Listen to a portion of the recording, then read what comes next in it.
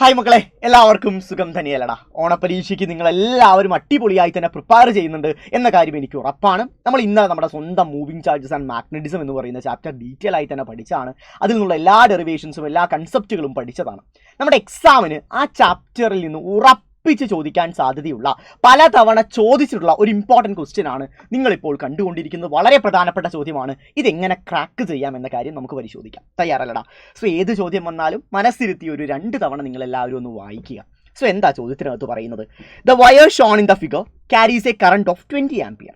So ഒരു wire ഉണ്ട്, നമുക്ക് ചിത്രത്തിൽ കാണാൻ പറ്റുന്ന വയർ 20 ആംപിയർ കറണ്ട് ആണ് അതിലൂടെ ഒഴുകിക്കൊണ്ടിരിക്കുന്നത്. Find the field at the point P.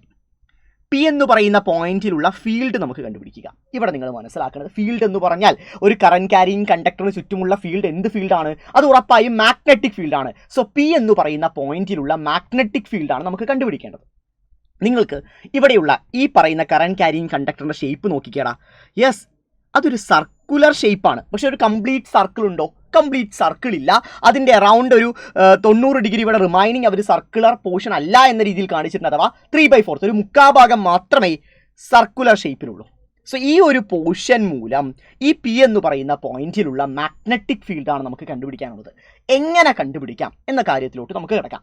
അതിനു മുമ്പ് നമ്മൾ ബയോട്ട്-സാവേർട്സിൽ ഒരു ആപ്ലിക്കേഷൻ പഠിച്ചായിരുന്നു, ശരിയല്ലേ?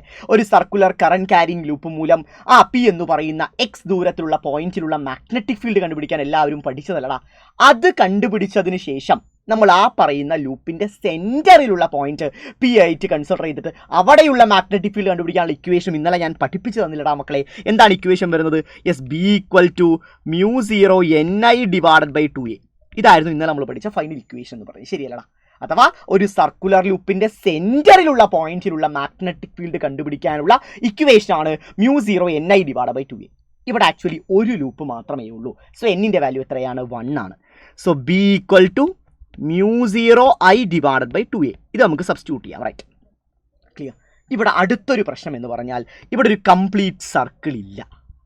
അതിൻ്റെ ഒരു മുക്കാൽ ഭാഗം മാത്രമേ നമുക്കിവിടെ കൺസിഡർ ചെയ്യപ്പെടേണ്ടതായിട്ടുള്ളൂ. അപ്പോൾ എന്തു ചെയ്യാം? ഈ ഇക്വേഷനിൽ എന്തു മാറ്റം കൊണ്ടുവരാം? അതാണ് ഈ ചോദ്യത്തിന് ഏറ്റവും വലിയ പ്രത്യേകത എന്ന് പറയുന്നത്. അറൗണ്ട് 90 ഡിഗ്രി നമുക്കിവിടെ എടുക്കേണ്ട ആവശ്യമില്ല. ബാക്കിയുള്ള റിമൈനിങ് 270 ഡിഗ്രി മാത്രം നമുക്ക് കൺസിഡർ ചെയ്താൽ മതി. ആ പോർഷനിലുള്ള അല്ലെങ്കിൽ ആ പറയുന്ന പോർഷൻ മൂലം പി എന്ന് പറയുന്ന പോയിന്റിലുള്ള മാഗ്നറ്റിക് ഫീൽഡ് കണ്ടുപിടിച്ചാൽ മതി. സോ അതിന് നിങ്ങൾ മനസ്സിലാക്കേണ്ട ഒരു അടിപൊളി ഫോർമുലയുണ്ട്. അഥവാ B equal to θ/360 into μ0 i/2a. ഇതാണ് നമ്മുടെ ഫോർമുല എന്ന് പറയും. ഇത് നിങ്ങൾ മനസ്സിനകത്ത് അങ്ങ് ഉറപ്പിച്ച് വയ്ക്കുക. സോ ബി ഈക്വൽ ടു തീറ്റ എന്ന് പറഞ്ഞാൽ എത്ര പോർഷൻ ഇവിടെ കൺസിഡർ ചെയ്താൽ മതി, ആ ആംഗിൾ എടുത്താൽ മതി.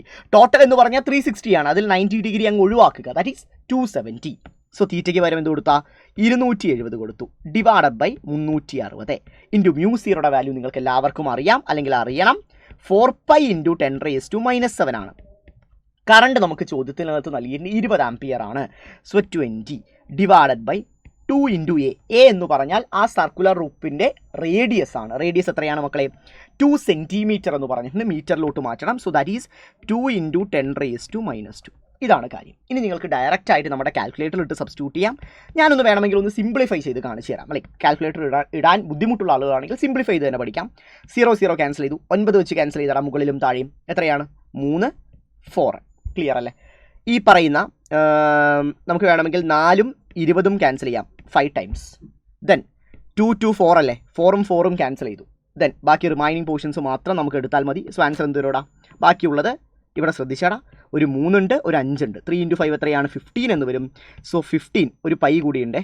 So 15π into 10⁻². ഇവിടെ ഓൾറെഡി -7 ഉണ്ട്, ഇവിടെ -2 ഉണ്ട്. -2 മുകളിലോട്ട് പോയാൽ 10² ആണ്. സോ 10⁻⁷ ഇൻറ്റു 10² 10⁻⁻5 10⁻⁻5 യൂണിറ്റ് എന്ത് വരും? ടെസ്ല. So 15π into 10⁻⁵ tesla. ഇതാണ് ശരിയായ ഉത്തരം എന്ന് പറയുന്നത്. അടിപൊളിയായിട്ട് ചോദ്യം മനസ്സിലായെന്ന് പ്രതീക്ഷിക്കുന്നു. ഇനി ഈ ഡെറിവേഷൻസ് സാറേ എനിക്ക് ഒന്നുകൂടി കേൾക്കണം, ഒന്നുകൂടി ഇത് മനസ്സിലാക്കി എടുക്കണം എന്നുള്ള മക്കൾക്ക് വേണ്ടിയിട്ട് താഴെ കമൻറ്റ് ബോക്സിൽ ഫസ്റ്റ് കമൻറ്റ് ആയിട്ട് ഞാനിത് പിൻ ചെയ്ത് വെച്ചിട്ടുണ്ട്. നമ്മുടെ ലൈവിൻ്റെ ലിങ്ക് പിൻ ചെയ്ത് വെച്ചിട്ടുണ്ട്.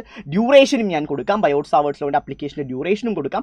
എല്ലാവരും അതൊന്ന് ഇരുന്ന് കാണാൻ ശ്രമിക്കുക. അതുപോലെ തന്നെ ഈ ക്വസ്റ്റിനെ പറ്റിയുള്ള ഫീഡ്ബാക്കുകൾ ഉറപ്പായും താഴെ കമൻറ്റ് ചെയ്യണമെങ്കിൽ ഇതുപോലുള്ള ഗംഭീരമായ ചോദ്യങ്ങളുമായിട്ട് ഞാൻ തിരിച്ചു വരത്തുള്ളൂ. സോ ഗൈസ്, വൃത്തിയായി തന്നെ മനസ്സിലായി വിചാരിക്കുന്നു. ബൈ.